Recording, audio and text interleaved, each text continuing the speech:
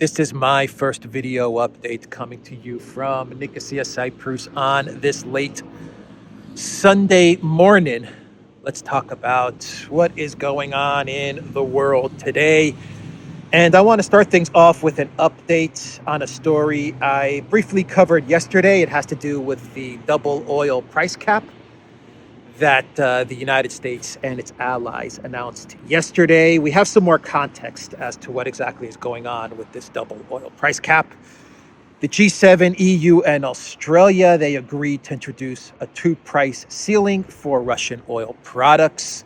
One ceiling is for products that are traded at a premium to oil, diesel fuel, gas oil. The second is for products that are traded at a discount to oil, fuel oil. So basically what is going on is that the G7, EU, Australia, they're actually expanding the sanctions against Russia. The oil price cap towards Russia, they're actually expanding it out to cover pretty much any oil products from Russia, oil products, petroleum products that Russia exports and produces. That's basically what they're doing. So they're trying to cover the premium oil products, and they're trying to cover the oil products that sell at a discount with price ceilings. That is what is going on here. This is actually an expansion of the oil price cap. And it just leaves me with the same conclusion that I had yesterday, which is if you really want to cover all your bases, if you're the collective West and you want to make sure that all Russian oil products are falling under this oil price cap, this price ceiling, well then just place another price ceiling in the middle between the discount and the premium. Then place another price ceiling between the middle and the premium, then place another price ceiling between the middle and the discount, and then to make sure you've got all of your bases covered, place another price ceiling above the premium and maybe place another one below the discount, and that way you make sure that you cover all of Russia's oil products. The whole thing makes my head hurt. I wonder what people in the oil industry must be going through with all of these price caps and ceilings and sanctions and regulations. This must be such a nightmare. So Janet Yellen, who is considered to be the mastermind between the oil price cap plan, she is now touring Africa. She is starting what is going to be a big Biden White House 2023 charm tour of Africa, which will actually include Joe Bidenopoulos himself, Greece's favorite son, visiting Africa in order to win the countries of Africa over to the collective West, to convince them that China, Russia, specifically China, but China, Russia, and this multipolar world order is not the way to go. And what you should really do as a country in Africa is you should just stick with our neoliberal world order because we provide more value for your country, for your nation. That is the goal of this Biden White House charm offensive to the countries of Africa. And Janet Yellen has been chosen to kick off this charm offensive. And she is telling the countries of Africa that the oil price cap could save the countries of Africa, this is according to Reuters, $6 billion annually. Yellen said that emerging market countries were saving even more by using the price cap to negotiate steeper discounts with Russia, and the Treasury was encouraging others to follow suit. Basically, Yellen is trying to convince African nations that they should negotiate tough with Russia and really squeeze Russia to get deep discounts in the oil price, which could then save them around $6 billion annually, and for all of this huge savings, they should thank the United States and especially thank Janet Yellen, and that is another reason why the countries of Africa should move away from Russia and from China and to sign up to the collective West camp. Yellen also said that Africans were demanding greater accountability and transparency from their governments, calling them a prerequisite for sustainable economic growth. This is all coming from Reuters. U.S. engagement, she said, prioritized adherence to high standards like transparency, good governance, accountability, and environmental sustainability. In certain cases, she said Washington could also condition investments on political reforms that would help mobilize private sector investments. In other words, she means neoliberalism. Basically, what Yellen is saying is that the collective West, what they demand from the countries of Africa is the neoliberal model.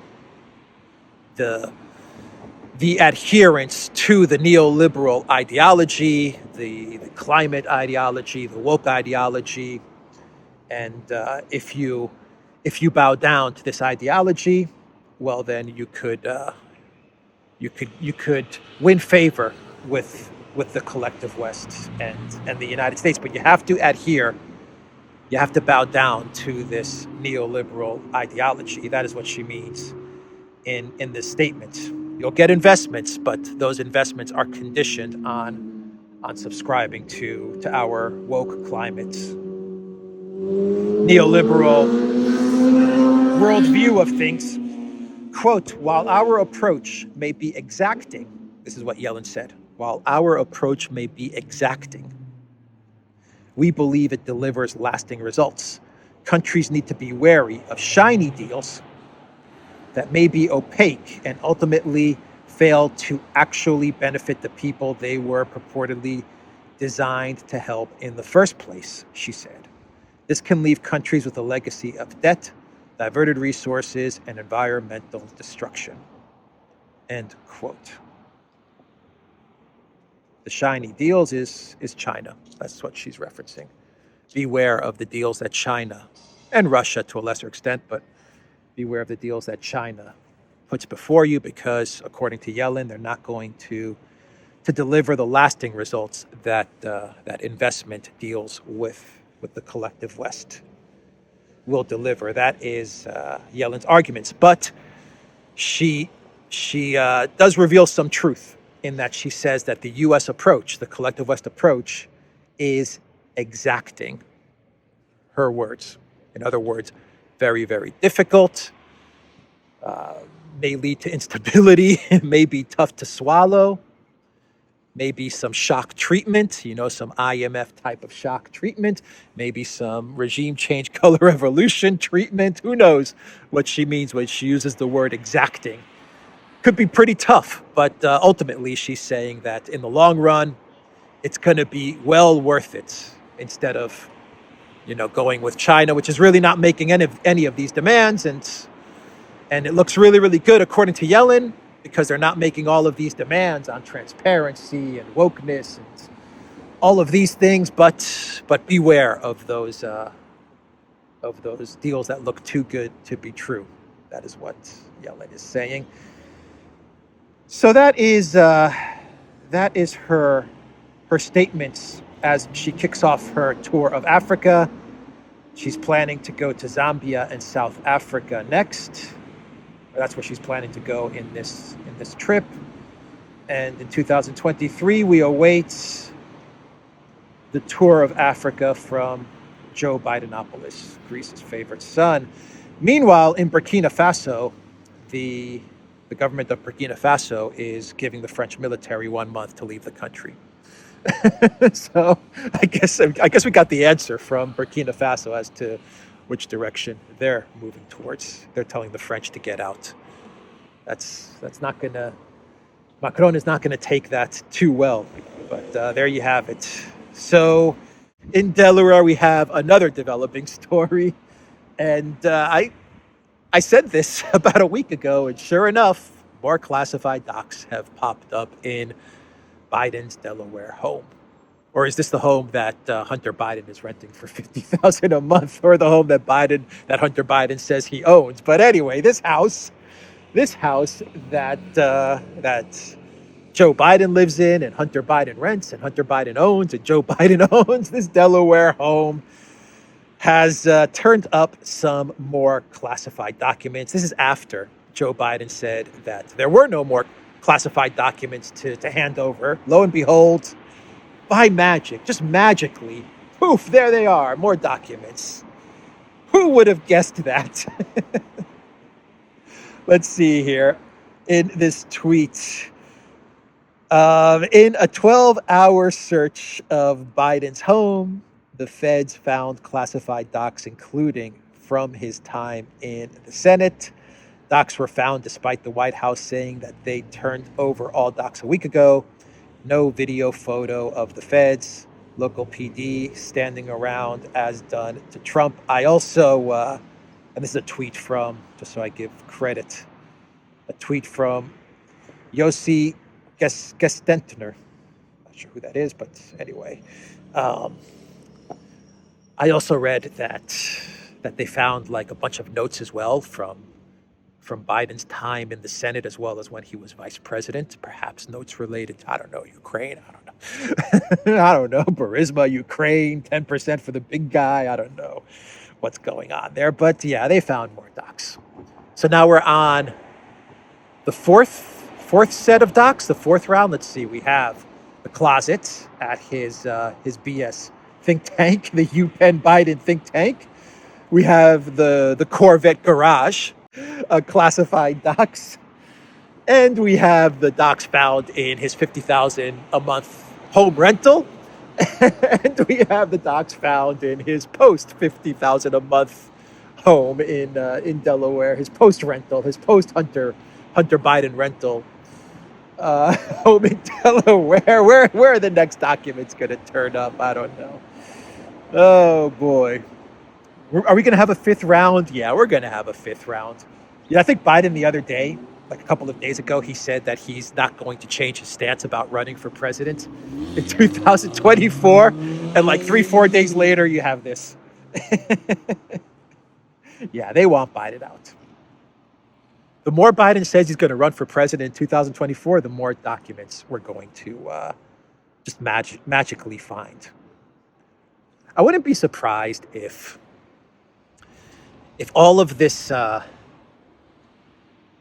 this push to get Biden out of office, I wouldn't be surprised if some people in the deep state are actually saying to themselves, look, not only would it be beneficial to prevent Biden from running in 2024, but it wouldn't be such a bad idea now that things are turning to crap in Ukraine. It wouldn't be such a bad idea to just pin the whole Ukraine thing on Biden as well. So that's why these classified documents, I'm sure, will have a lot of information related to Biden and Ukraine. I mean, you know, Biden and Ukraine are like inseparable. I mean, it's like the yin and the yang. You know, you can't talk about Biden without talking about Ukraine. You know, those two are like, you know, they go hand in hand, and I'm just convinced that if they manage to, or if Biden really digs in and says, I'm going to continue to run in 2024, I wouldn't be surprised if they say, okay, that's it. You know, things are turning to crap in Ukraine anyway, so Biden, we're going to, not only are we going to get you out of office, but we're going to pin the entire meltdown in Ukraine onto you. I wouldn't be surprised if that's the plan. That's why maybe that's why they're talking about a spring offensive. Maybe they're just looking to buy time. Can we just buy more time so that we can perhaps resolve this whole Biden issue? Is he going to run? Is he not going to run? Are we going to have to force him out? Can we pin the collapse of Ukraine on Biden? So let's just try to give Ukraine whatever weapons we can give Ukraine. You know, let's just try to give them all the artillery we have, whatever we can give them. Let's give it to them so that they can perhaps hold out until the spring, until we can figure out what we're going to do with Biden, and if we should use the collapse in Ukraine to sink the Biden presidency. It really would protect a lot of the other deep staters who should be held accountable for Ukraine. It does provide a lot of good cover for them if you pin it all on Biden. And Biden has no clue what's going on anyway. I mean, he's clueless, so he's not going to see any of it coming. But things are going really, really bad in Ukraine, like really, really bad in Bakhmut, especially. The only highway now that there's only one highway that remains open to the Ukraine military in Bakhmut. That's the only way they have to get things in and out of Bakhmut. And that highway, from what I understand, the Russian military is like 2 miles away from taking that highway as well. And that would just basically mean an operational encirclement of Bakhmut. And it would be a devastating defeat to the Zelensky regime. And that could be coming. The fall of Bakhmut, of this defensive line in Bakhmut, could be coming within the next month, say February, early March timeframe. Bakhmut could be completely in Russian military hands, maybe end of March, I don't know. But it is coming. It is coming, and it looks like an operational encirclement is fast approaching of Bakhmut. And Arestovych, the one-time best buddy of Zelensky, he's starting to open his mouth a lot. He is talking a lot. And he gave an interview the other day, and he said this. He said, "I'm already an unofficial person. I can't say what I want. If everyone thinks that we are guaranteed to win the war, then it's very unlikely. What do you think? The assessment from the president of Poland, Duda, that is generally unknown whether Ukraine will survive. And not only, he said about the decisive months, was it just said that way, or did he speak about it on the basis of some information?" He's referencing a statement from Duda, the Polish president, who said the other day that if decisive moves are not made, like more weapons and more money are not given to Ukraine, then he's even doubtful if Ukraine can win the war. That's what Arestovich is referencing. But the key line from Arestovich is where he said that Ukraine is not guaranteed to win the war. In this interview, he also said how Ukraine blew a lot of opportunities to capitalize on their success, like Kherson and Kharkov and stuff like that. It's just nonsense, in my opinion. But he was saying how, Ukraine kind of blew it, and how the West delayed in sending weapons and money to Ukraine, and if things were done a lot earlier, then Ukraine would have prevailed, and now things look really bad. But the key line is he's saying basically that Ukraine is losing, and they're going to lose. Now, Arestovich, is he saying this because he's had a red pill moment? Has he finally seen the light? Does he see the truth now, or is this something else going on with Arestovich? Because he's making a lot of statements that if I were him making these statements, I would get out of Ukraine like ASAP. Because I don't think it could be a man in Arestovich's position, or his one-time position. I don't think you can make these statements and consider yourself to be safe in Ukraine. So if I was him, and if he really has seen the light, then I would get out of Ukraine before giving interviews like this. And if this is not the case, well, then why is Arestovich making these claims? Why is he making these statements? Because you know that these interviews, these statements from Arestovich, where he says Ukraine is not guaranteed to win, you know that everybody in Ukraine is listening to these statements as well. I mean, Arestovich was one time the number two of Zelensky. He was Zelensky's number two. If Zelensky was Dr. Evil, Arestovich was his number two. So, for Arestovich to say these things, they're being heard by by everybody in Ukraine, by the population, by the military, by the government. People are listening to this. So why is he all of a sudden saying that Ukraine is not guaranteed to win?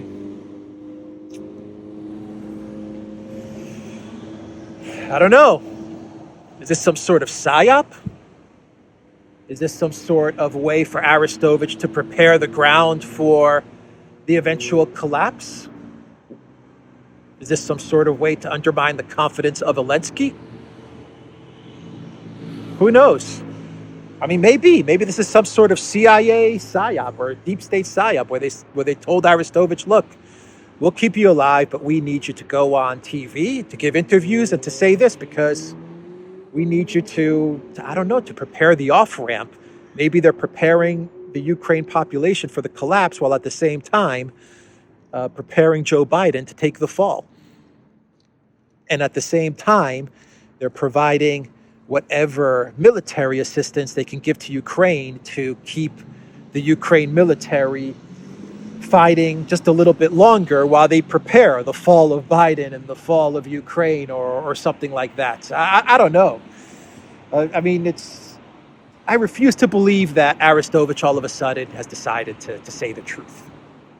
I refuse to believe that, though it's possible, it's possible. But I don't know. Something else is going on. Keep in mind that Burns, the CIA director Burns, was in Kiev a week ago as well, and allegedly he traveled to Kiev in order to brief Zelensky on the next military moves of Russia, which is complete BS. I mean, if you believe that, then, I don't even know what I've got to sell you. I've got the back of a Cypriot bust of someone who I don't know who, but it's the back of a Cypriot bust to sell you if you believe that Burns traveled all the way to Kiev to brief Zelensky and Zaluzhny of Russia's next military moves. They could have done that via telephone call, via Zoom. They don't even need to brief Zelensky if he's not even calling the shots. The whole thing is ridiculous. So something is happening. Something is happening. I would guess this. And since it's Sunday, we could do a little bit of guessing. So we had the meeting at the Ramstein Air Base, and we didn't get the big weapons that everyone was thinking we were going to get delivered to Ukraine. Germany held out. But Germany is now saying that they will deliver 19 Leopard 2A tanks to Ukraine, according to Der Spiegel. And these are outdated models of the tanks, and they're only used for exercises and stuff like that. So, this is a useless, a token gesture from Germany. But what we did get, outside of the tanks, what we did get is we got a lot of artillery sent to Ukraine. And we even had reports last week of the U.S. actually digging into the stockpiles of ammo that they had in Israel as well. And they dug through there to send them to Ukraine. We had the story that I talked about yesterday, which was the head of the U.S. Army Southern Command, Laura Richardson, who said that the U.S. will replace Russian military from Caribbean and Latin American countries with American weapons. They will gladly sell American weapons if Latin American and Caribbean countries gave over their Soviet weapons to Ukraine.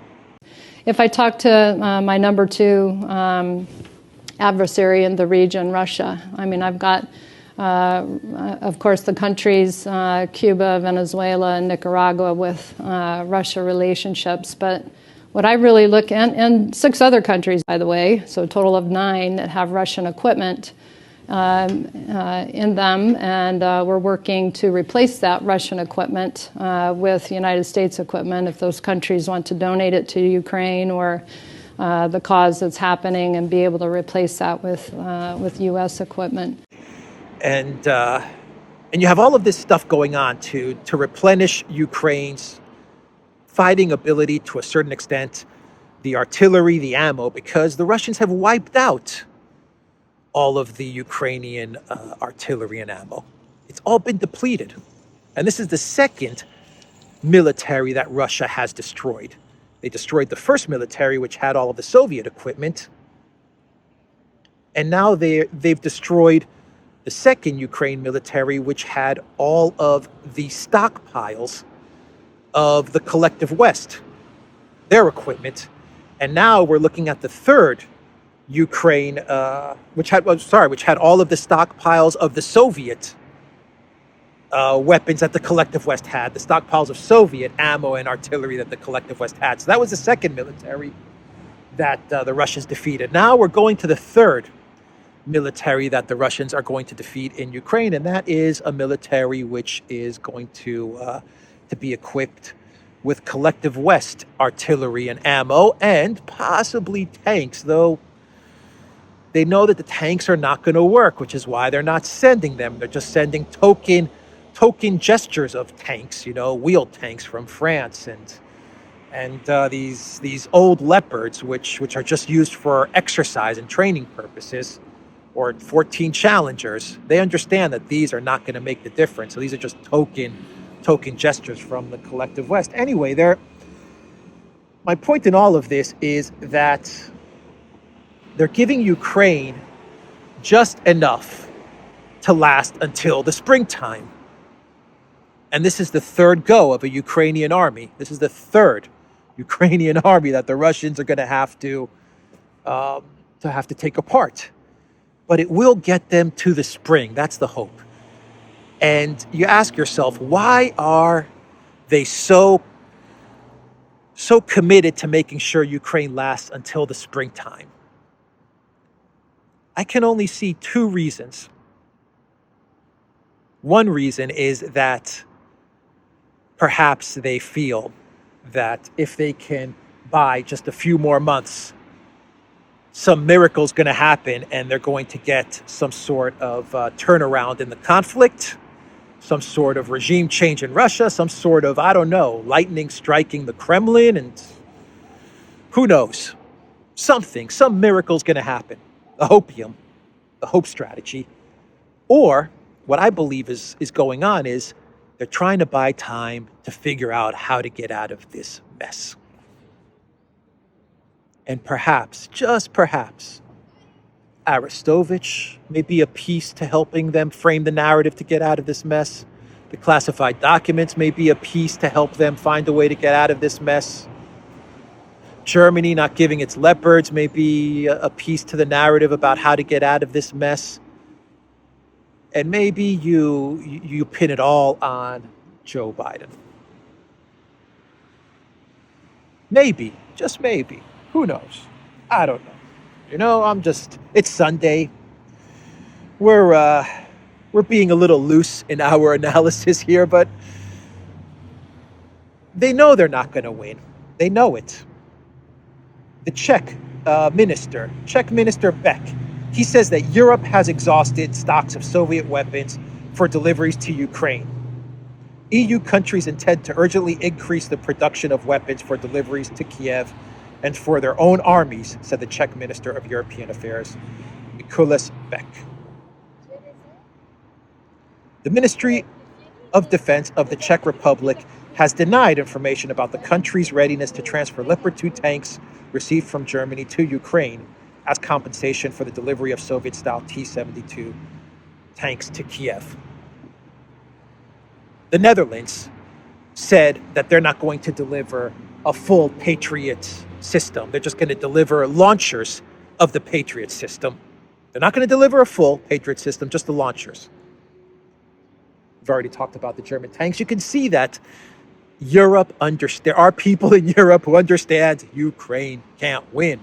They're losing. They can't win. What do we do? Who do we pin the blame on for this? How do we get out of this mess? We need to buy some time. We need to buy 2, 3, 4 months.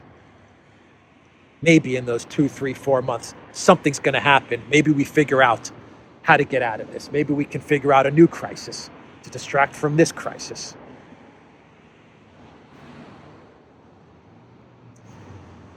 I don't know, but all of these things happening all at once burns CIA burns to Kiev, classified docs being found, which allegedly talk about Ukraine, Biden and Ukraine, Arestovych flipping and now talking about Ukraine not winning the war. A meeting of the collective West, ministers of defense and NATO commanders, where they give Ukraine just enough to keep them afloat till the spring, and they talk about a spring counteroffensive. That's the narrative now. Everybody just hold on. Just a few more months for a spring counteroffensive. That's what we need. We just need a spring counteroffensive, and then everything's going to be all right. I just wonder if all of this is just your typical excuse to buy time. To buy time until you figure things out, or you prepare the patsy, the scapegoat. So I think I will. I think I'll leave the video there, and we'll end this video with some clown worlds. I think that's everything that I wanted to talk about. Rambled on a bit, but hey, how about a clown world on the Minister of Defense of the UK, Mr. Ben Wallace, who said that the Russian army may advance in the Artemovsk direction, Bakhmut direction. Such a possibility is quite natural, according to Ben Wallace. It's absolutely natural for the Russians to march and advance in the direction of Bakhmut. Quote, in general, the fighting has reached a stalemate, according to Ben Wallace. However, there is a real possibility of a local advance by the Russian military near Bakhmut. Got that, everybody? We're at a stalemate, according to Ben Wallace, but Russia advancing is quite natural. We're at a stalemate, but Russia advancing is absolutely natural. And Bakhmut holds no strategic significance whatsoever, even though, the Ukraine military has poured in tens of thousands of Ukrainian troops into Bakhmut to try and keep it. But it holds no strategic significance whatsoever. Even though Zelensky traveled all the way to the United States to... Need some help? You got it? All right.